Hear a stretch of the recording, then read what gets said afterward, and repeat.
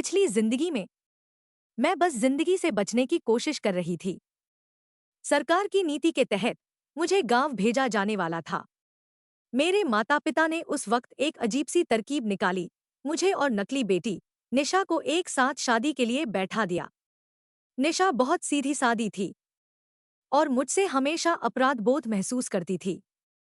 उसने तय किया कि वो फैक्ट्री डायरेक्टर के छोटे बेटे आरव से शादी करेगी, जो सबकी नजरों में एक निकम्मा बिगड़ा हुआ लड़का था। शादी के बाद उसके साथ जो हुआ वो किसी सजा से कम नहीं था। आरव की मां अंजलि जहरीली और घमंडी औरत थी। उसने निशा से पूरे घर का काम करवाया, रसोई, सफाई, बिस्तर पर पड़ी दादी की देखभाल तक। ऊपर से आरव की बचपन की प्रेमिका रोज घर आ जाती थी और निशा को चिढ़ाती थी। दिन रात ह्यूमिलिएशन, ताने, थकावट। और एक दिन सीढ़ियों से गिरकर निशा ने अपने बच्चे के साथ अपनी जान भी खो दी। और मुझे गांव भेज दिया गया था। मुर्गियों के पीछे भागना, कुत्तों से झगड़ना, वही मेरी जिंदगी बन गई थी। बाद में मेरी शादी एक फौजी आदित्य से हुई। वो ईमानदार था, बहुत सीधा। पर मैं तेज तर्रार थी, बातों में जहर था मेरे। हमारी सोचें कभी नहीं मिली। वो मुझे कहता, थोड़ा चुप रहो, किताबें पढ़ो। और मैं सोचती, जिंदगी किताबों से नहीं, हिम्मत से चलती है। हम दोनों एक दूसरे से थक चुके थे। आखिरकार तलाक हो गया। और तलाक वाले दिन मैं सड़क पार कर रही थी। एक ट्रक आया और सब खत्म। लेकिन जब मैंने फिर आंखें खोली, मैं वापस उसी दिन पर थी, जब हमें तय करना था कि कौन किससे शादी करेगा। माँ पापा सामने बैठे थे। नकली बेटी निशा चुपचाप सिर झुकाए थी। कुछ पल की खामोशी के बाद मैंने अचानक बोल दिया, माँ, पापा, मैं आरव से शादी करूंगी। माँ चौंक गई। रिया, तुम अभी अभी वापस आई हो। तुम्हें पता भी है वो लड़का कैसा है? उसकी दादी लकवाग्रस्त है, घर में झगड़े रहते हैं। वहां जाकर तुम दुख पाओगी। माँ की आंखों में डर था और प्यार भी। 15 साल पहले वो मुझे खो चुकी थी और अब जब मैं लौटी थी, वो मुझे फिर दर्द में नहीं देख सकती थी। निशा कांपते हुए बोली, दीदी, मैं कर लूंगी आरव से शादी। आप आदित्य से शादी कर लो। मैंने उसकी ओर देखा, सीधे उसकी आंखों में। नहीं निशा, इस बार कोई मुझे रोक नहीं सकता। मैं आरव से ही शादी करूंगी। माँ पापा कुछ समझ नहीं पाए। लेकिन मैं जानती थी, निशा भी इस बार फिर से जन्म ले चुकी थी। उसके चेहरे पर डर के साथ वो अजीब पहचान थी, जैसे उसे सब याद हो। मैं मुस्कुराई। अब देखना निशा, इस बार शिकार कौन बनता है। अगले दिन जब शादी के बाद मैं आरव के घर पहुंची, घर का दरवाजा खुलते ही सामने बैठी थी अंजलि। सख्त चेहरा, ऊंचा ठाठ। इतनी देर से आई हो? उसने झल्ला कर कहा। आरव ने बेमन से जवाब दिया, माँ, लाइन में लगना पड़ा। वो मेरी ओर देखती हुई बोली, गांव की गवार, इस घर में कदम रखने की हिम्मत कैसे हुई? घुटनों के बल बैठो। उसने उंगली मेरे माथे पर तानी और उसी पल मैंने उसकी उंगली पकड़कर मोड़ दी। चरवो दर्द से चिल्लाई, आ। तूने मेरी उंगली तोड़ दी।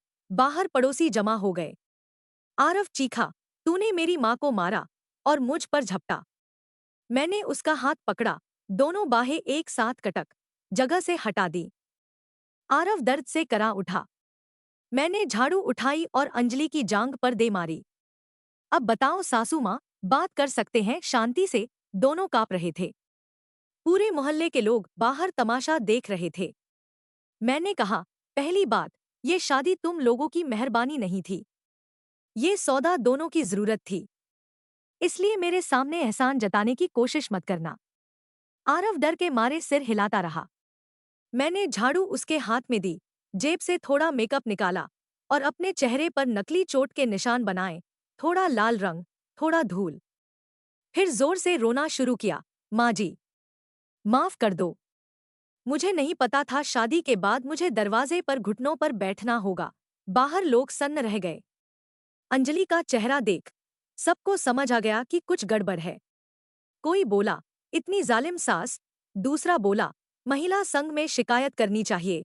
अंजलि बेकाबू हो गई, वो हमें मार रही थी। सबकी नजरें आरव पर गईं, जो अब भी झाड़ू पकड़े खड़ा था। वो तुरंत घुटनों पर गिर पड़ा। पत्नी, माफ कर दो, अब ऐसा नहीं होगा। भीड़ ने राहत की सांस ली। मैंने उसकी ओर देखा, हल्के से मुस्कुराई। सच में मानेगा मेरी बात? वो कांपते हुए बोला, हाँ, जो तुम कहो वही करूंगा। मैंने उसका हाथ पकड़ा। अच्छा है। फिर भीतर लौट आई। बाहर पड़ोसी बड़बड़ा रहे थे, देखा कैसे शराफत से बात करती है लड़की। असली गड़बड़ तो माँ में है। उस रात जब अंजलि अंदर आई, मैं उसी कुर्सी पर बैठी थी जहां वो बैठी थी सुबह। आरव मेरे पीछे खड़ा था, मुझे कंधे दबाकर मसाज दे रहा था। अंजलि का चेहरा लाल पड़ गया। माँ, मैंने कहा, नए दामाद के आने पर मीट बनता है ना? आज तो 2 किलो मीट लाना पड़ेगा। आरव ने सिर हिलाया। हाँ माँ, मैं भी चलता हूँ। वो झुझलाई, मगर गई। जब वो बाहर गई, मैंने आरव की ओर देखा। आरव, सफाई सीखो। बाहर कपड़े बिखरे हैं, 1 घंटे में सब चमकने चाहिए। उसने मुंह बनाया, इतना सब काम? मैंने झाड़ू उठाई और वो बिना कुछ बोले लग गया। जब अंजलि वापस लौटी, वो हैरान रह गई। उसका बेटा पहली बार कपड़े धो रहा था। मैंने मुस्कुराकर कहा, माँ जी, खाना मैं बनाऊंगी। 1 घंटे बाद खाना तैयार था। चमचमाता मीट, अंडे की सूप, चावल, हरी सब्जियां। सुगंध इतनी लुभावनी थी कि फैक्ट्री डायरेक्टर ओम प्रकाश खुद हैरान रह गया। आज तो कुछ खास खुशबू है घर में, उसने हंसकर कहा। अंजलि तुरंत रो पड़ी। आपको पता नहीं, ये लड़की ने हमारे घर में हंगामा मचा दिया। ओम प्रकाश ने उसे घूरा। ज्यादा बातें मत करो, खाना ठंडा हो जाएगा। मैंने मुस्कुराकर कहा, खाना ठंडा हुआ तो स्वाद चला जाएगा। पापा जी, पहले खा लेते हैं, फिर सब समझाऊंगी। ओम प्रकाश ने सिर हिलाया, मुझे देखकर मुस्कुराया भी। मैं जानती थी, अब ये घर मेरा है। पहली जीत मेरी थी। और दिल के भीतर बस एक ही बात गूंज रही थी, इस बार मैं शिकार नहीं बनूंगी। इस बार शिकारी मैं हूं। अगली सुबह सूरज की किरणें खिड़की से अंदर आ रही थी और रसोई से सोंधी खुशबू फैल रही थी। अंजलि नींद में ही बड़बड़ाई, ये कौन खाना बना रहा है? दरवाजे पर झांक कर देखा, रिया तवा पलट रही थी। आरव बर्तन धो रहा था और वो बस खड़ी रह गई, जैसे उसके ही घर में कोई अनजान औरत रानी बन गई हो। रिया ने बिना देखे कहा, सुप्रभात माँ जी, आज मैंने पोहा और पराठे बनाए हैं। आप चाहें तो नमक कम डाल लीजिए, कल शिकायत की थी। उसकी आवाज में न तीखापन था, न डर, बस ठंडी आत्मविश्वास भरी शांति। अंजलि कुछ पल कुछ नहीं बोली। आरव धीरे से बोला, माँ, बैठ जाओ, मैं चाय लाता हूँ। अंजलि की आंखों में जो झिझक थी, वो साफ थी। पहली बार उसके बेटे ने उसे आदेश दिया था और वो मान भी गई। खाने के बाद रिया ने टेबल पर किताब रखी। आरव, ये किताब पढ़ो। क्या किताब? वो हकला गया। मैं किताब क्यों पढ़ूंगा? रिया ने ठंडी निगाह से देखा, क्योंकि मैं कह रही हूं। और जब मैं सो जाऊंगी, तब मैं पूछूंगी कि तुमने क्या पढ़ा। आरव के होंठ सूख गए। मतलब? इम्तिहान? बिल्कुल, उसने कहा। और अगर जवाब नहीं आए, तो फिर झाड़ू, याद है ना? आरव बिना कुछ बोले किताब उठा ली। दरवाजे के बाहर अंजलि सब सुन रही थी। उसका चेहरा तमतमा गया। एक गांव की लड़की मेरे बेटे को हुक्म दे रही है, ये नहीं चलेगा। वो दौड़कर अपनी बहन दिव्या के घर पहुंची। सुनो, ये नई बहू हमारे घर में सर चढ़ गई है। दिव्या बोली। कौन? वो रिया? हाँ। और तुम सोचो, उसने आते ही मुझे और आरव को मारा भी है। दिव्या की आंखें चौड़ी हो गई। क्या? तुम्हें? हाँ। चलो मेरे साथ, आज दिखाते हैं उसे कि असली घर की औरत कौन है। कुछ देर बाद घर का दरवाजा धड़ाम से खुला। दिव्या और उसके रिश्तेदारों का झुंड अंदर आया। आरव घबरा गया। बुआ, आप? दिव्या ने तिरस्कार से कहा, तू चुप रह। तेरी बीवी तो पूरे खानदान को नचाने लगी है। रिया कमरे से बाहर आई, बालों को बांधते हुए, चेहरा शांत। क्या हुआ बुआ जी? इतने सुबह सब यहाँ? दिव्या बोली, हम तुम्हें सिखाने आए हैं। कि बुजुर्गों से कैसे बात करते हैं। रिया एक पल भी नहीं हिली, बस आगे बढ़ी और उसकी बात खत्म होने से पहले ही दो करारे थप्पड़ जड़ दिए। ठाक ठाक। ये पहले दो थप्पड़ मेरी बहन निशा के लिए, उसने धीमी आवाज में कहा, और अगले दो मेरे लिए, क्योंकि तुमने मेरे कमरे का दरवाजा लात मारकर खोला। पूरा घर सन्न रह गया। दिव्या चीखी, तूने मुझे मारा। मुझे। रिया ने ठंडी नजरों से देखा। तो अब क्या करोगी? भागो या लड़ो? दिव्या झपटी, पर रिया ने उसे धक्का मारा, सीधे बाहर आंगन में जा गिरी। आरव, उसने पुकारा, अब तय करो, तुम्हारा घर किसका है, तुम्हारी माँ का या तुम्हारी बीवी का? आरव काँप रहा था। एक पल को उसकी आंखों में वही डर था जो कल झाड़ू उठते वक्त था। फिर उसने नीचे देखा और धीरे धीरे घुटनों पर बैठ गया। मैं मैं अपनी पत्नी के साथ हूं। रिया ने सिर हिलाया। सही चुना। फिर वो बाहर निकली, जहां दिव्या के साथ दर्जन भर रिश्तेदार खड़े थे। कोई और है जिसे बहू को सबक सिखाना है? सब पीछे हट गए। उसने पास की बाल्टी उठाई, पानी से भरी हुई थी, और हवा में उछाल दी। बाल्टी दीवार से टकराकर जमीन पर धमक से गिरी। सारे लोग पीछे हट गए, कुछ के तो मुंह से चीख भी निकल गई।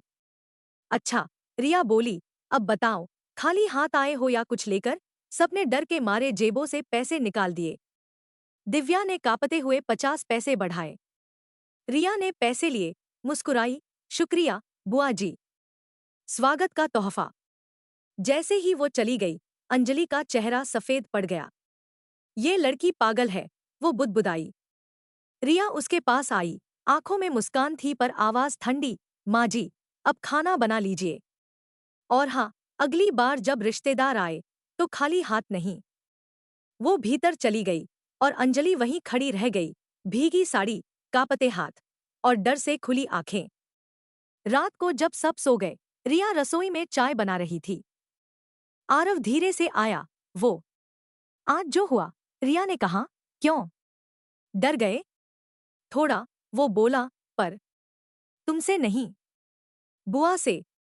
रिया ने हंसकर कहा, डरना सीख गए तो अब समझ भी जाओगे। इस घर में जो डरता नहीं, वही जीता है। उस रात से अंजलि ने पहली बार चुप रहना सीखा। आरव ने पहली बार खुद कपड़े धोए और पूरा मोहल्ला फुसफुसाने लगा, सुनो, डायरेक्टर के बेटे की नई बीवी तो शेरनी निकली। रिया खिड़की से आसमान देख रही थी। हल्की हवा चल रही थी। उसके होठों पर मुस्कान थी। अब शुरुआत हुई है, आगे खेल बड़ा होगा। सुबह के 5 बजे थे। रिया ने खिड़की खोली, हल्की हवा, पंछियों की आवाजें और बर्तन धोने की छनक।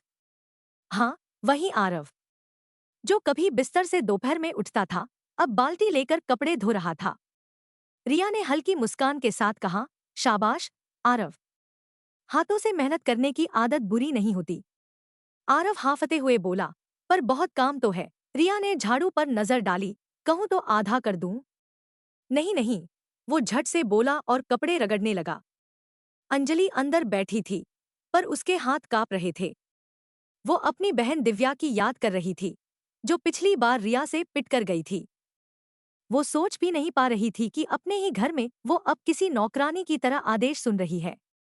तभी दरवाजे पर दस्तक हुई। ओम प्रकाश लौटे थे, फैक्ट्री से जल्दी। चेहरे पर मुस्कान थी। रिया, आज क्या खुशबू है घर में? रिया ने झटपट थाली परोसी। पापा जी, आज मैंने मीट और चावल बनाए हैं, आप थक गए होंगे। ओम प्रकाश ने कुर्सी खींची और कहा, बहुत दिन बाद घर में सुकून महसूस हो रहा है।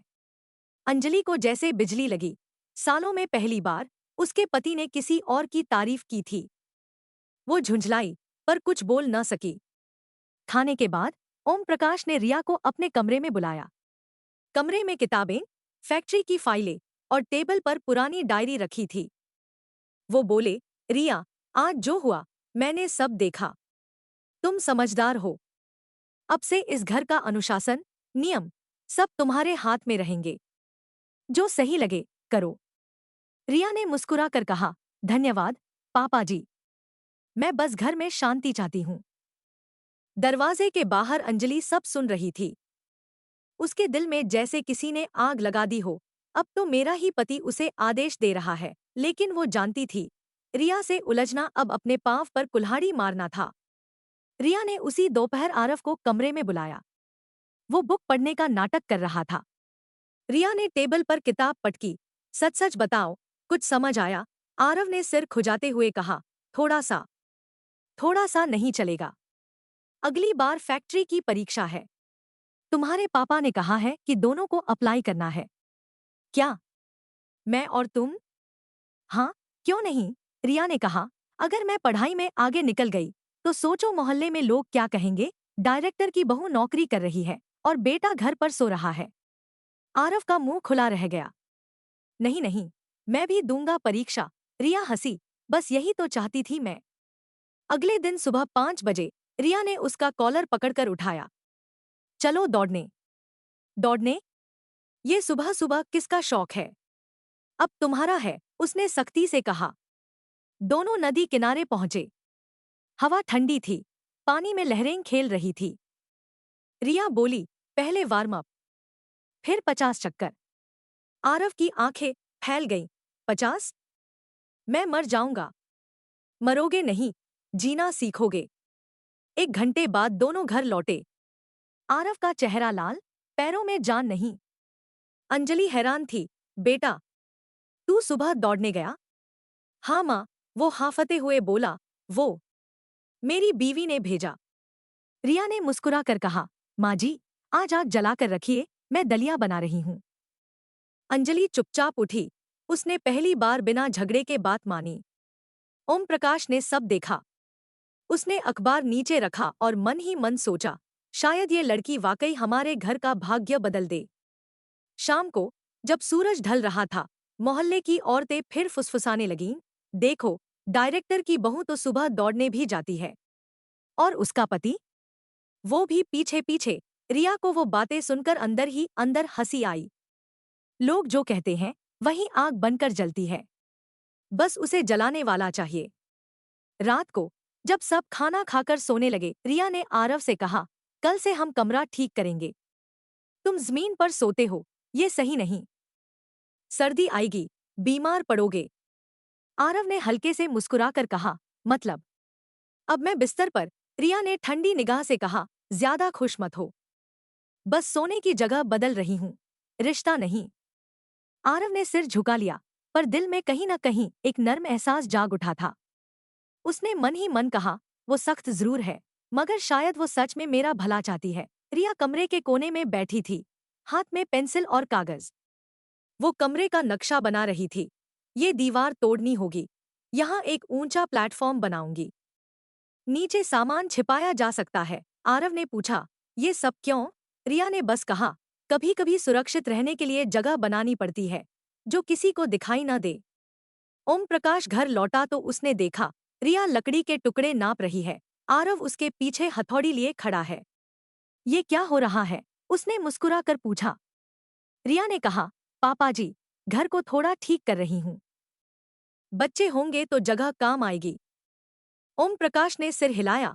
तू दूर तक सोचती है, बेटी। अंजलि ने कमरे के कोने से सुना। उसे लगा जैसे कोई उसके अपने घर की दीवारें धीरे धीरे उसके खिलाफ खड़ी कर रहा है। शाम तक रिया और आरव ने सारा कमरा नया बना दिया। लोग देखने आए। वाह, डायरेक्टर की बहू तो हाथों से काम भी करती है। कितनी समझदार है। रिया मुस्कुराई और मन में बस एक ही ख्याल आया, अब ये घर सिर्फ मेरा नहीं, मेरी कहानी का हिस्सा बन चुका है।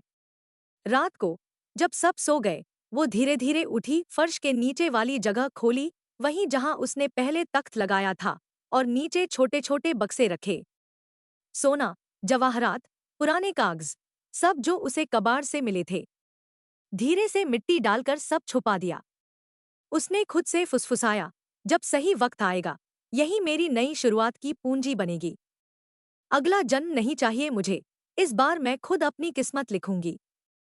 सुबह का वक्त था। रिया बालकनी में खड़ी धूप सेंक रही थी।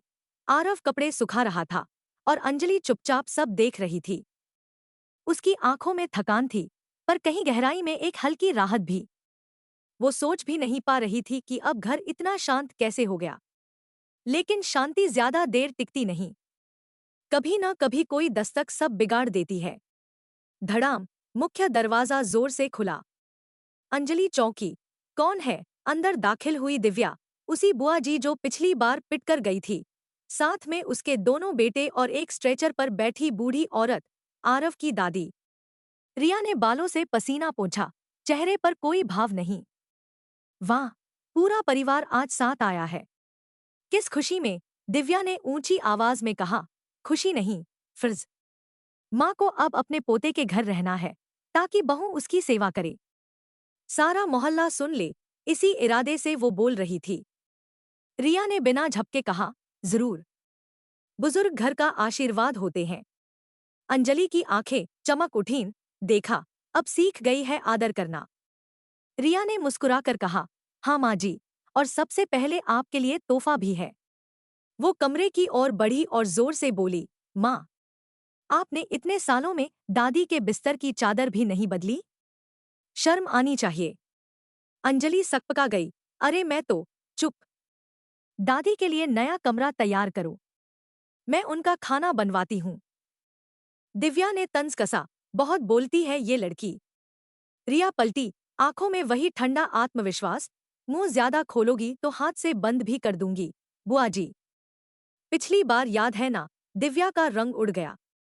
वो एक कदम पीछे हटी। मैं तो बस मजाक कर रही थी। दोपहर तक दादी का कमरा तैयार हो गया। सब चले गए और घर में बस रिया, अंजलि और वो बूढ़ी औरत रह गईं। दादी की आंखें नुकीली थी, जैसे वो किसी को काटती हुई देख रही हो। बहू, उसने कर्राती आवाज में कहा, घुटनों पर बैठो। मैं पान खा रही हूँ, थूकदान पकड़ो। रिया वहीं खड़ी रही। दादी, आपके अपने हाथ तो ठीक है, पकड़ लीजिए खुद। अरे तो बहू है या मुंहजोर? दोनों। रिया की आवाज में ठंडक थी, लेकिन धोबी नहीं। अंजलि घबरा गई। माँ जी, बस कीजिए, वो ऐसी ही है। दादी ने अंजलि पर झिड़क कर कहा, तू चुप रह। तेरी हिम्मत कैसे हुई बीच में बोलने की? रिया ने मेज से पानी का गिलास उठाया, एक सिप लिया और शांत स्वर में बोली, दादी, आपका गुस्सा समझ सकती हूँ, लेकिन अगर आपने किसी पर हाथ उठाया या बुरा बोला, तो मैं वही हाथ वापस मोड़ दूंगी। उम्र का सम्मान है, डर नहीं। दादी की सांस अटक गई। तूने मुझे धमकाया? रिया मुस्कुराई। नहीं, बस चेतावनी दी। शाम तक घर में तनाव की हवा घुली रही। अंजलि बार बार रिया के पास आती, मत उलझना माँ जी से, वो जहरीली है। रिया बोली, जहर से डरना नहीं चाहिए, उसे दवा बना लेना चाहिए। अगले दिन दादी ने चाल चली। रिया रसोई में थी, तभी अंदर से चीख आई, अरे बहू, जल्दी आ। वो दौड़कर पहुंची। दादी ने बिस्तर पर गंदगी कर दी थी। अंजलि के हाथ कांप गए। अब तू साफ कर, रिया, दादी बोली मुस्कुराकर। रिया ने आंखें सिकोड़ ली। फिर धीरे धीरे खिड़कियां बंद की, दरवाजा लगाया और बोली, दादी, मैं तो एक कमजोर सी बहू हूं, उठा नहीं सकती। लेकिन आप तो देखिए, आपके हाथ तो चल रहे हैं। थोड़ा जोर लगाइए, आप खुद कर सकती हैं। तू पागल है क्या? नहीं, लेकिन मैं पड़ोसी मासी जी को बुला लेती हूँ, उन्हें मदद करना बहुत अच्छा लगता है। दादी का चेहरा पीला पड़ गया। वो मासी से आज तक झगड़ती आई थी। नहीं, रुक जा। और वो धीरे धीरे बिस्तर से उठकर चलने लगी। रिया ने मुस्कुराते हुए कहा, वाह, देखिए, आप तो चल सकती हैं। ये तो चमत्कार हो गया। दादी हाफ रही थी, पर साफ समझ गई थी, इस घर में अब चालें नहीं चलेंगी। थोड़ी देर बाद अंजलि लौटी तो देखती है, उसकी माँ कपड़े धो रही है। माँ, तू चलने लगी? बस, अच्छा लगने लगा है, दादी बुदबुदाई। रिया ने बगल से कहा, कहिए तो मैं फैक्ट्री के डॉक्टर को बुला लूं, मेडिकल रिपोर्ट बनवा देंगे, इतनी जल्दी ठीक होना कोई आम बात नहीं। दादी कांप उठी, नहीं, कोई जरूरत नहीं। कुछ घंटों बाद दादी ने अपना बिस्तर बांधा, टोकरी में कपड़े रखे और बोली, मैं अपनी बेटी के घर वापस जा रही हूँ। यहाँ की हवा मुझे सूट नहीं करती। आरव घर आया तो उसकी दादी बाहर जाने की तैयारी कर रही थी। दादी, आप जा रही हैं? हाँ बेटा, बहू बहुत समझदार है। डर लगता है अब। आरव हंस पड़ा। कम से कम कोई तो डर गया। दादी के जाते ही अंजलि कमरे में आई, बोली, रिया, तुमने जो किया वो मैं नहीं कर पाती। माँ मेरे बस से बाहर थी। रिया ने कहा, डर की जगह अगर थोड़ा दिमाग लगाओ तो दुनिया बदल सकती है माँ जी। रात को जब सब सोने लगे, रिया ने धीरे से फुसफुसाया, अब इस घर में कोई मुझ पर राज नहीं करेगा। मैं सिर्फ इस घर की बहू नहीं हूं, मैं इसकी कहानी की लेखिका हूं। खिड़की से हवा आई। उसने आंखें बंद की और पहली बार उसके चेहरे पर सुकून था, क्योंकि आज वो सिर्फ जी नहीं रही थी, जीना सिखा रही थी। 3 दिन बीत चुके थे दादी के जाने के बाद। घर में अजीब सी शांति थी। अंजलि अब बिना बोले काम कर देती। आरव ने सुबह सुबह अखबार पढ़ने की आदत डाल ली थी और ओम प्रकाश हर शाम बालकनी में बैठकर रिया की तारीफ करता। फिर भी रिया के भीतर कुछ खाली सा था। वो जब भी आईने में खुद को देखती तो एक सवाल हर बार उभर आता, क्या मैं सच में जीत गई हूं या बस पुराने जख्मों को छिपा रही हूं। इसी बीच दरवाजे पर डाकिया आया। एक छोटा सा लिफाफा, उस पर लिखा था, मेरे घर आओ माँ। रिया ने कागज खोला। उसकी माँ मीरा ने लिखा था, बेटी, तुम्हारी शादी को 3 दिन हो गए, पर अभी तक तुम मायके नहीं आई। तेरे पापा रोज दरवाजे की तरफ देखते रहते हैं। आजा, बस एक दिन के लिए। कागज पर आंसू के निशान थे। रिया कुछ देर तक चुप खड़ी रही, फिर गहरी सांस ली। ठीक है माँ, आ रही हूँ। उसने आरव को बताया, कल मैं मायके जा रही हूँ। आरव ने सिर हिलाया, मैं भी चलूं? रिया ने हल्की मुस्कान दी, नहीं। कुछ जगह ऐसी होती है जहां आदमी नहीं जाता, सिर्फ औरत का वजूद जाता है। अगले दिन सुबह वो निकली। बस के धक्कों के साथ पुराने रास्ते फिर सामने आने लगे। वही खेत, वही मंदिर, वही पुराना पुल। हर मोड़ पर उसे अपने पुराने जन्म की यादें दिखने लगीं, जब उसे कहा गया था, तू हमारे घर का बोझ है। और जब उसी घर से उसे निकाला गया था, क्योंकि तू असली नहीं, नकली बेटी है। अब वही रास्ता उसे वापस उस दरवाजे तक ले जा रहा था। वो रुकी, गहरी सांस ली और फिर दरवाजा खटखटाया। अंदर से माँ की आवाज आई, कौन? रिया ने कहा, आपकी बेटी। दरवाजा खुला। मीरा के चेहरे पर आंसू और हंसी एक साथ उतर आए। रिया, मेरी बच्ची। माँ ने उसे कसकर गले लगा लिया। उस पल रिया की सारी सख्ती, सारी ठंडक पिघल गई। वो बस माँ की बाहों में थी, जैसे बरसों का बोझ उतर गया हो। पापा, राजेश कमरे से निकले। चेहरा झुर्रियों से भरा, पर आंखों में वही अपनापन। आ गई तू? रिया ने झुककर पैर छुए। हाँ पापा, अब की बार किसी के कहने से नहीं, अपने मन से आई हूं। मीरा ने कहा, चल, अंदर चल। तेरी बहन निशा भी यही है। रिया कुछ पल के लिए ठिठक गई। निशा? वही लड़की जिसके साथ उसने जन्म बदला था, वही जो अब उसकी जगह जी रही थी, एक शांत, खुशहाल जिंदगी। कमरे में दाखिल होते ही निशा दिखी, साड़ी में सजी, बालों में फूल और चेहरे पर मुस्कान। दीदी, वो बोली और दौड़कर गले लग गई। कैसी हो? रिया ने भी मुस्कुरा कर कहा, अच्छी हूं। और तू? बहुत अच्छी, निशा ने कहा। आरव बहुत अच्छे हैं। रिया के दिल में हल्का सा दर्द उठा। आरव बहुत अच्छे हैं। वो वाक्य जो पिछले जन्म में कभी उसके लिए नहीं कहा गया था, पर उसने अपने चेहरे पर कोई भाव नहीं आने दिया। अच्छा है, उसने कहा, कम से कम अब किसी को रोना नहीं पड़ रहा। मीरा सब समझ रही थी। उसने धीरे से कहा, बेटियां चाहे कितनी भी अलग हों, माँ के दिल में दोनों एक जैसी हैं। शाम को सब साथ बैठे। माँ ने हाथों से खाना परोसा, गर्म रोटी, आलू की सब्जी, चावल और आम का अचार। रिया ने एक कौर लिया। उसे लगा जैसे बरसों बाद कोई स्वाद फिर जिंदा हो गया हो। निशा बोली, दीदी, तू सास से डरती नहीं क्या? रिया मुस्कुराई, डर से नहीं, सास से खेलना सीख लिया है। दोनों हंस पड़ी। माँ ने कहा, तूने अपना घर संभाल लिया, अब अपनी जिंदगी भी संभाल ले। जो बीत गया उसे मिटाने की कोशिश मत कर। रिया बोली, माँ, जो बीत गया वो मिटा नहीं सकती, पर अब मैं लिख रही हूँ नया अध्याय। रात को जब सब सो गए, रिया बरामदे में बैठी थी। चांद की रोशनी जमीन पर गिर रही थी। दूर से ट्रेन की सीटी सुनाई दी और उसे याद आया, उसी ट्रेन से उसने पिछली जिंदगी में इस घर को छोड़ा था। आज वही ट्रेन की आवाज उसे शांति दे रही थी। मीरा धीरे से आई, उसके पास बैठ गई। बेटी, तू बहुत बदल गई है। रिया मुस्कुराई। हाँ माँ, क्योंकि अब मैं किसी के आदेश नहीं सुनती। अब मैं खुद तय करती हूँ कि कौन मेरे जीवन में रहेगा और कौन नहीं। माँ की आंखें भर आईं। काश तुझे पहले वाली जिंदगी में ये हिम्मत मिल जाती। रिया ने कहा, माँ, अगर वो नहीं होती तो आज की मैं भी नहीं होती। सुबह होते ही रिया ने विदा ली। माँ ने आंचल से उसका माथा पोंछा।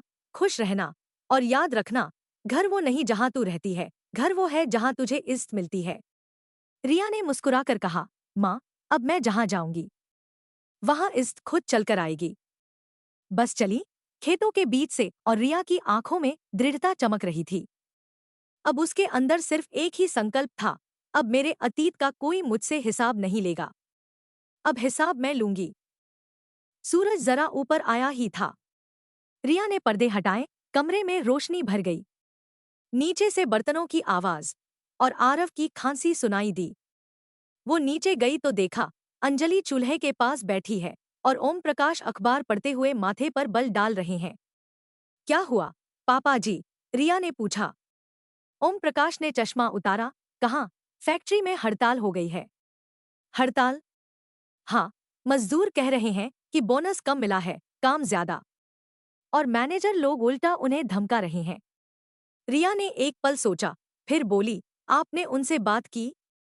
बात करने जाऊं तो लोग चिल्लाने लगते हैं। अब उम्र भी तो हो गई है, रिया। रिया ने गहरी सांस ली। पापा जी, अगर आप चाहें तो मैं जाकर देख लूं। अंजलि झट से बोली, क्या? बहू फैक्ट्री जाएगी? वहां तो मर्दों की भी हिम्मत नहीं पड़ती।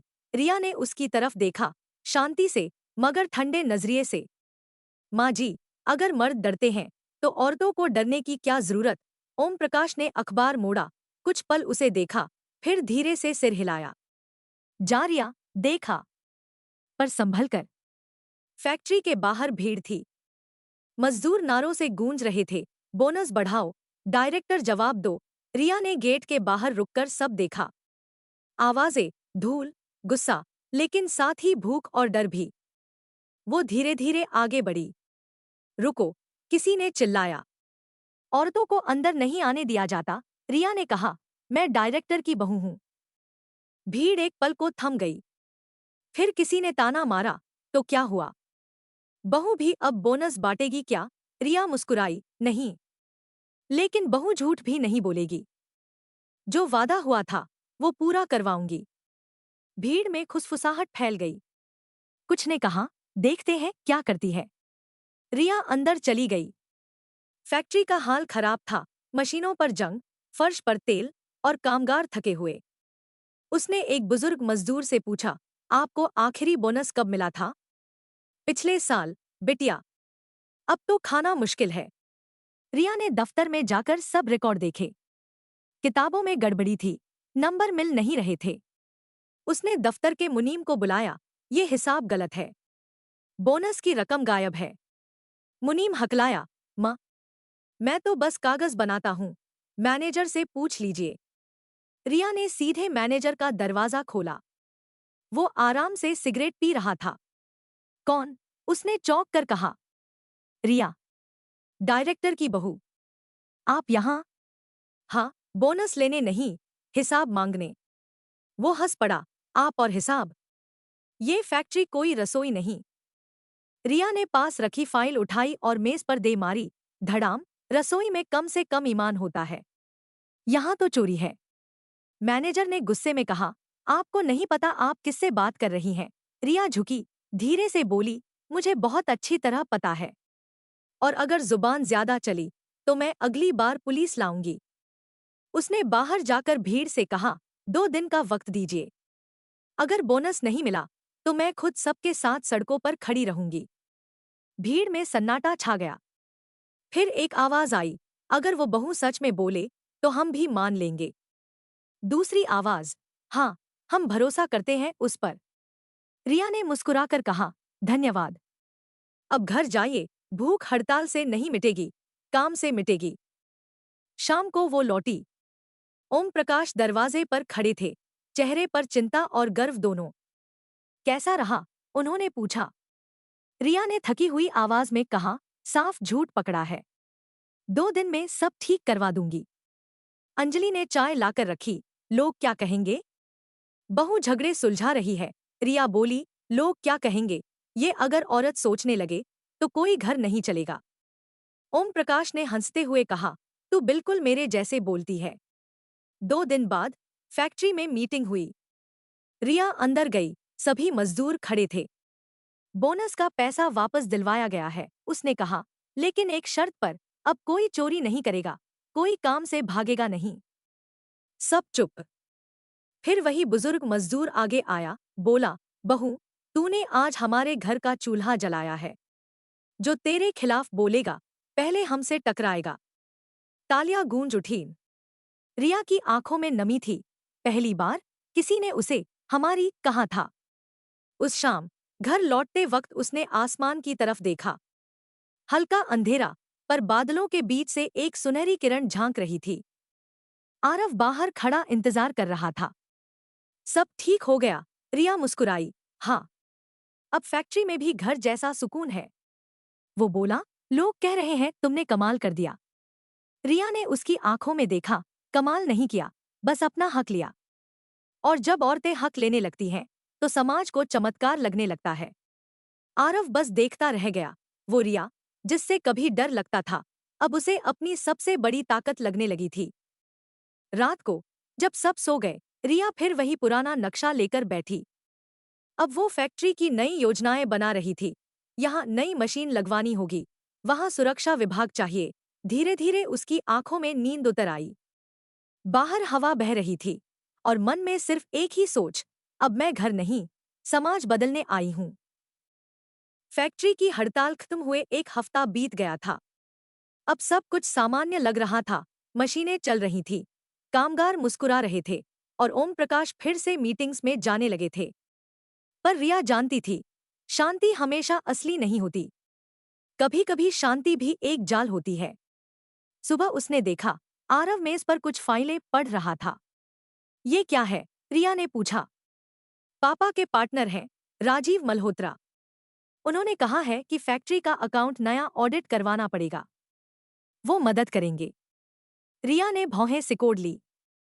राजीव मल्होत्रा, वो जो पहले दिल्ली में थे? हाँ, वही। बहुत पुराने दोस्त हैं पापा के। रिया ने कुछ नहीं कहा, लेकिन अंदर एक अजीब सी बेचैनी उठी। उसे याद आया, पिछले जन्म में भी एक आदमी ऐसा ही था, जो मदद के नाम पर सब लूट कर चला गया था। शाम को राजीव खुद घर आया, सूटेड बूटेड, बड़ी मुस्कान लिए। ओम प्रकाश जी, क्या बात है, अब तो आपका घर रानी जैसा संभाल रही है आपकी बहू। रिया ने मुस्कुरा कर कहा, आप ज्यादा तारीफ कर रहे हैं राजीव जी। ऐसा क्यों? वो हंसा। अरे, आजकल तारीफ से भी डर लगता है क्या? लेकिन उसकी आंखों में वो मुस्कान नहीं थी, शिकारी की चमक थी। खाने की टेबल पर सब साथ बैठे। राजीव ने बातों बातों में कहा, रिया जी, अगर फैक्ट्री को और ऊपर ले जाना है तो हमें नया निवेश चाहिए। मैं कुछ लोगों को जानता हूं जो बड़ा पैसा लगा सकते हैं। ओम प्रकाश ने तुरंत कहा, ये तो बहुत अच्छा है। रिया चुप रही। राजीव ने आगे कहा, बस कुछ दस्तावेजों पर आपकी साइन चाहिए होगी, और आपकी बहू की भी। रिया ने पूछा, कौन से दस्तावेज? बस एक समझौता है, फैक्ट्री का कुछ हिस्सा गारंटी के रूप में। रिया ने तुरंत ठंडे स्वर में कहा, मतलब गिरवी?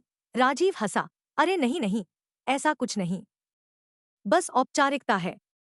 रिया ने नजरें नीची की, फिर ओम प्रकाश की ओर देखा। पापा जी, अगर आप भरोसा करते हैं तो पहले मैं वो पेपर देख लूं। राजीव का चेहरा तन गया। आपको भरोसा नहीं मुझ पर? रिया ने मुस्कुरा कर कहा, भरोसा है, पर आंखें भी हैं। रात को उसने सारे कागज देखे। शब्दों का जाल था, lease, share transfer, financial obligation, सब सुनने में सुरक्षित, पर असल में मतलब था फैक्ट्री पर कब्जा। रिया ने फाइल बंद की और धीमी आवाज में कहा, अब खेल शुरू हुआ है। अगले दिन सुबह वो फैक्ट्री पहुंची। राजीव वहां पहले से मौजूद था, नए अकाउंटेंट्स के साथ। रिया जी, हम बस साइन का इंतजार कर रहे थे। रिया ने मुस्कुराकर कहा, जरूर। बस एक काम कर लीजिए, इन कागजों की 3 कॉपी बनवाइए। राजीव चौंका, क्यों? एक मेरे पास रहेगी, एक पुलिस स्टेशन में जमा होगी और एक आपके पास। राजीव का चेहरा उतर गया। पुलिस? रिया ने कहा, आपके जैसे शरीफ लोगों से मिलते वक्त एहतियात तो जरूरी है ना? भीड़ में हंसी की लहर दौड़ गई। राजीव हकलाने लगा, मेरा वो मतलब नहीं था। रिया ने फाइल उठाई और जोर से बोली, अगर किसी को इस फैक्ट्री की ईमानदारी पर शक है तो वो अब बोल सकता है, वरना आज के बाद कोई परछाई भी यहां गलत इरादे से नहीं घूमेगी। सब खामोश। राजीव ने कुछ कहने की कोशिश की। ओम प्रकाश जी, आपकी बहू तो बहुत तेज है। रिया ने बीच में काटा, तेज नहीं, साफ हूं। फर्क यही है। राजीव का चेहरा लाल पड़ गया। वो बोला, देखना इस घमंड का अंजाम क्या होता है। रिया ने धीरे से कहा, अंजाम मैं नहीं भुगतती, तय करती हूं। वो चला गया। शाम को ओम प्रकाश ने रिया को बुलाया। तूने जो किया उससे वो बहुत नाराज हो गया है। रिया ने कहा, पापा जी, नाराज होना उनका अधिकार है, पर हमारा हक कोई नहीं छीन सकता। ओम प्रकाश ने हल्की मुस्कान दी, तू मेरी बेटी होती तो भी इतना गर्व नहीं करता जितना आज कर रहा हूं। अंजलि चुपचाप सुन रही थी। पहली बार उसके चेहरे पर भी गर्व की झलक थी। रिया, उसने कहा, अब मुझे तुझसे डर नहीं लगता। अब लगता है तू सच में इस घर की दीवार है। रिया मुस्कुराई, माँ जी, दीवार नहीं, नींव। रात को रिया खिड़की पर खड़ी थी। बाहर बादल घिर आए थे। उसने हवा में फुसफुसाया, राजीव जैसे लोग फिर आएंगे। हर जीत के बाद नए दुश्मन बनते हैं, पर इस बार मैं अकेली नहीं हूं। इस बार मेरा घर मेरे साथ है। बिजली चमकी और कमरे की दीवार पर उसकी परछाई उभरी, मजबूत, निडर और अडिग। उसने खुद से कहा, अब डर का मौसम खत्म, अब मुकाबले का वक्त शुरू। सुबह का वक्त था। रिया बालकनी में पौधों को पानी दे रही थी। नीचे आंगन में आरव अखबार पढ़ रहा था और अंजलि रसोई में काम कर रही थी। सब कुछ सामान्य दिख रहा था, मगर रिया को भीतर से एक बेचैनी महसूस हो रही थी। पिछली रात उसने खिड़की से देखा था, कोई फैक्ट्री के गेट के पास घूम रहा था, और आज सुबह दरवाजे के नीचे एक लिफाफा पड़ा था। उसने खोला, अंदर बस एक पंक्ति थी, विश्वास करने से पहले एक बार सोचना। बस इतना ही। ना नाम, ना तारीख। उसने धीरे से कागज मोड़ा और अलमारी में रख दिया। शाम को ओम प्रकाश फैक्ट्री गए थे। आरव घर पर था, पर कुछ बदला बदला सा लग रहा था। रिया ने पूछा, क्या हुआ? चुप क्यों हो? आरव ने अखबार नीचे रखा, कहा, राजीव अंकल आए थे। रिया का चेहरा सख्त हो गया। क्यों? कह रहे थे, फैक्ट्री में तुम सबको डरा रही हो। लोग कह रहे हैं तुम डायरेक्टर बनना चाहती हो। रिया ने गहरी सांस ली। और तुमने क्या कहा? आरव बोला, मैंने कहा, मेरी बीवी ऐसा नहीं कर सकती। रिया मुस्कुराई, कर सकती नहीं, करेगी नहीं। फर्क है। मतलब? मतलब ये कि मैं चाहूं तो कर सकती हूं, पर मेरा मकसद वो नहीं। आरव चुप रहा, पर चेहरे पर कुछ उलझन थी। वो उठकर बाहर चला गया। रिया ने खिड़की से देखा, बाहर गली में राजीव खड़ा था, सिगरेट पीते हुए। उसकी आंखों में वही पुराना शिकारी सुकून था। रात को अंजलि कमरे में आई। रिया, एक बात पूछूं? जरूर, माँ जी। राजीव सही कह रहा है क्या? तुम वाकई फैक्ट्री अपने नाम करना चाहती हो? रिया ने सीधा उसकी आंखों में देखा। माँ जी, अगर मैं चाहती भी, तो क्या आप बुरा मानती? अंजलि कुछ पल चुप रही, फिर बोली, नहीं। लेकिन लोग तो यही कहेंगे कि बहू ने ससुर का घर छीन लिया। रिया ने गहरी सांस ली, लोग वही कहेंगे जो सुनना चाहते हैं, पर मैं वो करूंगी जो जरूरी है। अगले दिन फैक्ट्री में मीटिंग थी। राजीव अंदर खड़ा था और कुछ कामगार भी। रिया अंदर गई तो उसने देखा, सबके चेहरे तने हुए। राजीव बोला, रिया जी, लगता है लोग आपसे खुश नहीं हैं। कहते हैं आप बहुत सख्त हैं। रिया ने कहा, सख्त नहीं, सीधी हूं। जो गलत है उसे छिपाऊं नहीं। राजीव मुस्कुराया, पर आपके पति तो कहते हैं आप थोड़ा और नरम हो सकती हैं। रिया का चेहरा ठंडा पड़ गया। भीड़ में सन्नाटा। उसने धीमी आवाज में कहा, आरव ने ये कहा। राजीव ने नकली सहानुभूति से कंधे उचकाए। मैं तो बस वही कह रहा हूं जो उसने खुद कहा। रिया ने उसकी ओर देखा। आपको लगता है अगर मैं कमजोर दिखने लगूंगी तो आप जीत जाएंगे? आपको लगता है आप अकेली हैं? राजीव ने जवाब दिया। रिया ने उसकी आंखों में सीधे देखा। नहीं, अब मैं अकेली नहीं। अब सच मेरे साथ है। और सच कभी हारा नहीं। शाम को वो घर लौटी। आरव बाहर बरामदे में बैठा था। उसके चेहरे पर उलझन और शर्म दोनों थे। तुमने आज फैक्ट्री में क्या कहा? रिया ने पूछा। आरव ने कुछ नहीं बोला। रिया आगे बढ़ी। आवाज सख्त हो गई। राजीव ने तुम्हारा नाम लिया। क्या तुमने सच में ऐसा कहा? आरव झल्ला गया। मैंने बस इतना कहा था कि तुम सब पर जरूरत से ज्यादा दबाव डाल रही हो। इसका मतलब ये नहीं कि मैं तुम्हारे खिलाफ हूं। रिया ने धीरे से कहा। आरव, भरोसा टूटने की शुरुआत हमेशा बस इतना कहा था से होती है। वो भीतर चली गई। आरव वहीं बैठा रह गया, जैसे अपने ही घर में अजनबी बन गया हो। रात के सन्नाटे में रिया ने वो लिफाफा फिर निकाला। विश्वास करने से पहले एक बार सोचना।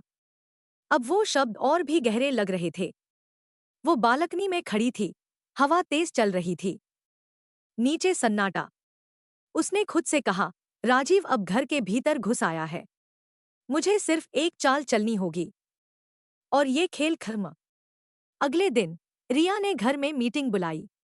ओम प्रकाश, अंजलि, आरव सब मौजूद थे। उसने कागजों का पुलिंदा मेज पर रखा। ये फैक्ट्री के नए शेयर हैं। आज से ये 3 हिस्सों में बंटेंगे, पापा जी के, आरव के और मेरे। ओम प्रकाश चौंके। तेरे भी? रिया ने कहा। हाँ, ताकि किसी को ये सोचने की जरूरत न पड़े कि बहू छीनना चाहती है। अब सब बराबर हैं। आरव ने उसकी ओर देखा। मतलब? रिया बोली। मतलब अब कोई किसी पर हुक्म नहीं चलाएगा। हर कोई अपने हिस्से का मालिक है और अपनी इज्जत का जिम्मेदार। राजीव उसी वक्त अंदर आया, कागज लेकर। रिया ने कहा, आप सही वक्त पर आए हैं। अब फैक्ट्री किसी एक की नहीं रही। आपका खेल यहीं खत्म। राजीव का चेहरा उतर गया। तुम समझती क्या हो खुद को? रिया ने शांत स्वर में कहा। एक औरत जो अब किसी के कहने पर नहीं, अपने मन से फैसले लेती है। राजीव ने गुस्से में फाइल पटक दी और चला गया। दरवाजा जोर से बंद हुआ, पर रिया का चेहरा स्थिर था। रात को जब सब सो गए, आरव उसके पास आया। रिया, उसने धीमी आवाज में कहा, मुझे माफ कर दो। राजीव ने बातों बातों में सब कुछ घुमा दिया था। मैं डर गया था। रिया ने उसकी आंखों में देखा। डर इंसान को गलती करवाता है, पर गलती दोहराना उसे खोखला कर देता है। फिर हल्के से मुस्कुराई।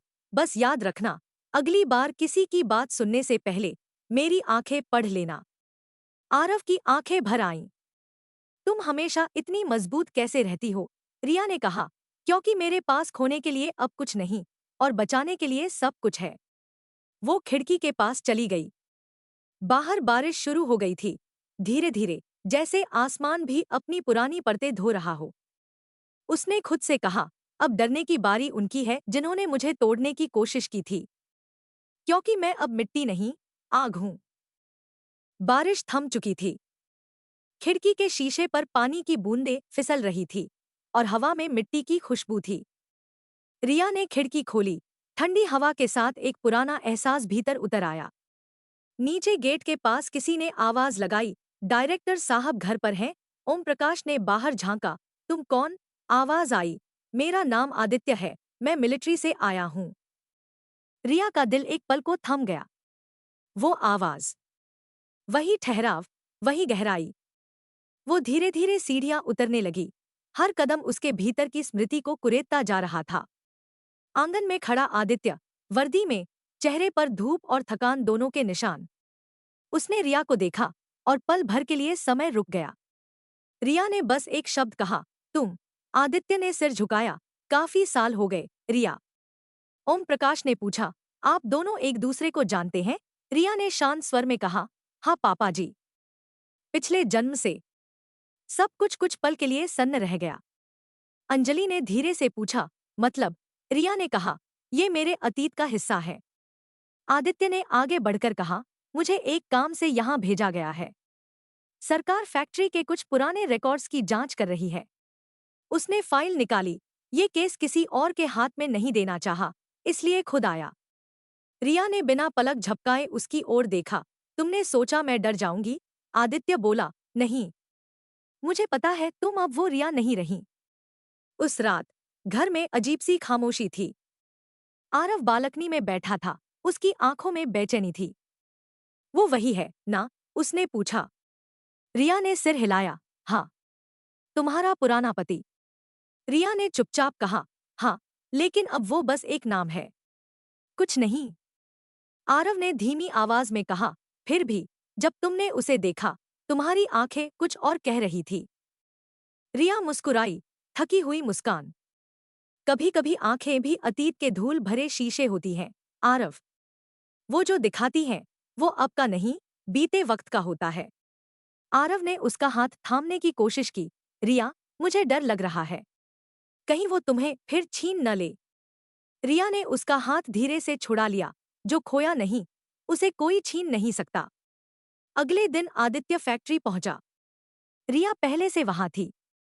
फाइल्स तैयार हैं, उसने कहा, जो देखना है देख लो। आदित्य बोला, मुझे यहाँ जांच से ज्यादा सच्चाई जाननी थी। कौन सी सच्चाई? कि तुम खुश हो या नहीं। रिया ने पलटकर कहा, खुशी का हिसाब अब मैं किसी को नहीं देती। आदित्य ने धीरे से कहा, मैं वो आदमी नहीं रहा जो कभी तुम्हें चुप कराता था। अब मैं सुन सकता हूं। रिया ने उसकी आंखों में देखा, वही नरमी, वही अफसोस। कुछ पल को उसका दिल कांपा, लेकिन उसने खुद को संभाल लिया। सुनने की जरूरत नहीं, जो कहना था वो मैं पहले ही कह चुकी हूं। हम खत्म है। दोपहर को रिपोर्ट तैयार हुई। आदित्य ने सिग्नेचर किए और कहा, सब कुछ ठीक है, किसी भी तरह की गड़बड़ी नहीं। फिर उसने धीरे से रिया से कहा, तुमने बहुत कुछ बदल दिया है। रिया ने कहा, हाँ, खुद को भी। वो दरवाजे की ओर बढ़ा, फिर रुका। एक बात पूछूं? हाँ। अगर उस दिन, उस जिंदगी में मैं तुम्हें समझ पाता, तो क्या हम आज यहाँ होते? रिया ने उसे देखा। आंखों में हल्की चमक थी, मगर आवाज में ठंडापन। अगर तुमने मुझे तब समझा होता, तो मैं अब ये रिया बन ही नहीं पाती। तो शायद अच्छा हुआ जो हुआ। आदित्य मुस्कुराया, वो मुस्कान जिसमें हजारों पछतावे थे। तुम जीत गई हो। रिया ने धीरे से कहा, नहीं, मैं बस अब हारना छोड़ चुकी हूं। वो चला गया। रिया बरामदे में खड़ी रही, हवा बालों में उलझ रही थी। दूर से ट्रेन की आवाज आई, वही पुरानी, जिसे उसने एक बार छोड़ दिया था। उसने आंखें बंद की और खुद से फुसफुसाई, अतीत लौट सकता है, लेकिन उसे जगह अब नहीं मिलेगी। आरव पीछे आया, बिना कुछ बोले उसके पास खड़ा हो गया। रिया ने उसकी ओर देखा, अब मुझे कुछ कहना नहीं, बस आगे बढ़ना है। आरव ने हल्के से मुस्कुराकर कहा, फिर साथ चलेंगे। रिया ने सिर हिलाया, साथ। लेकिन बराबर में। दोनों की निगाहें आसमान की ओर उठीं। सूरज की किरणें बादलों को चीरती हुई नीचे उतर रही थी। रिया ने मन ही मन कहा, अब ये कहानी किसी और की नहीं, मेरी है। और मैं अब किसी के अतीत की छाया नहीं, अपने भविष्य की रोशनी हूं। सुबह का आसमान साफ था, पर हवा में कुछ ठहराव था। रिया बालकनी में बैठी चाय पी रही थी। नीचे फैक्ट्री के गेट पर नए बोर्ड लग रहे थे, सुंदरम टेक्सटाइल्स, नई शुरुआत। वो बोर्ड देखकर रिया के चेहरे पर एक हल्की मुस्कान आई। कितना सफर तय कर लिया था उसने, एक ऐसी लड़की से जो चुप थी, टूटी थी, अब वो बन चुकी थी वो औरत, जिसकी बात से लोग फैसले लेते थे। पर जीत की कीमत भी होती है। उसने अखबार खोला, एक छोटी सी खबर थी, राजीव मल्होत्रा को आर्थिक धोखाधड़ी के मामले में गिरफ्तार किया गया। रिया ने अखबार मोड़ा। अंत में सच जीतता है, लेकिन उसके पीछे कितनी रातें जलती हैं, ये कोई नहीं जानता। ओम प्रकाश बालकनी में आए। रिया, आज फैक्ट्री का उद्घाटन है, मुझे लगा तू ही फीता काटेगी। रिया मुस्कुराई, पापा जी, ये हक तो आपका है। नहीं बेटा, उन्होंने कहा, अब ये घर और फैक्ट्री दोनों तेरी मेहनत के गवाह हैं। जा, सबको दिखा दे कि औरत की जीत कैसी दिखती है। रिया ने उनका हाथ पकड़ा। आपने मुझ पर भरोसा किया, बस उसी ने मुझे बदल दिया। उद्घाटन के बाद सब तालियां बजा रहे थे। रिया मंच पर खड़ी थी, आवाज स्थिर, पर दिल में सैलाब था। आज मैं बस इतना कहना चाहती हूँ, उसने कहा। जब कोई औरत बोलना शुरू करती है तो समाज के कानों में पहले शोर लगता है, फिर धीरे धीरे वही शोर बदलाव बन जाता है। भीड़ शांत थी, सबकी आंखों में आदर।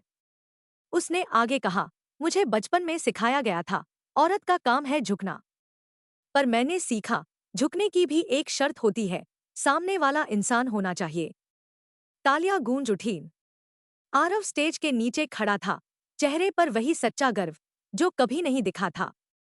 उसने हाथ जोड़कर कहा, तुमने मुझे समझाया कि ताकत चिल्लाने में नहीं, चुप रहकर सही काम करने में है। रिया ने नीचे उतरकर उसका हाथ थामा। अब जब हम साथ चलें, तो याद रखना, मैं तुम्हारे पीछे नहीं, बराबर में चलती हूँ। उस शाम सब थक कर सो गए। रिया आंगन में अकेली बैठी थी। हवा में रातरानी की खुशबू थी और आसमान तारों से भरा था। उसने धीरे से कहा, माँ, मैं अब सच में लौट आई हूँ। वो जानती थी, अब कोई उसे घर से निकाल नहीं सकता, क्योंकि अब वो किसी की मेहरबानी पर नहीं, अपने दम पर खड़ी है। अचानक हवा का झोंका आया। टेबल पर रखा पुराना लिफाफा उड़कर गिरा, वही जिसमें लिखा था, विश्वास करने से पहले एक बार सोचना। रिया ने उसे उठाया, देखा, फिर मुस्कुरा दी। अब सोचने का नहीं, करने का वक्त है। उसने वो कागज मोड़ा, दिए की लौ के पास रखा और धीरे धीरे राख में बदलते देखा। सुबह की पहली रोशनी आई। खिड़की से धूप का एक पतला सा टुकड़ा कमरे में गिरा। रिया ने आंखें खोली, मुस्कुराई और बोली, अब जिंदगी शुरू हो रही है। उसने आईने में खुद को देखा, चेहरा वही था, पर नजरों में अब कोई डर नहीं, बस एक गहरा सुकून था। उसकी आवाज में फुसफुसाहट सी दृढ़ता थी। अब मैं सिर्फ किसी कहानी की नायिका नहीं, अपने अंजाम की लेखिका हूँ। धीरे धीरे कैमरा ऊपर उठता है, फैक्ट्री का गेट खुलता है, भीतर से मशीनों की गूंज सुनाई देती है और बाहर एक नया दिन, एक नई औरत जो दुनिया से नहीं, खुद से जीत चुकी है। समाप्त।